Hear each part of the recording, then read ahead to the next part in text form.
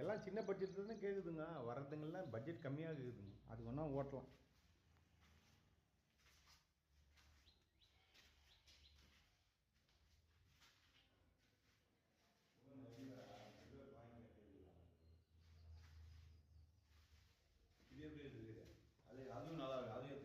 அதுவும் சூப்பராக இருக்கும்.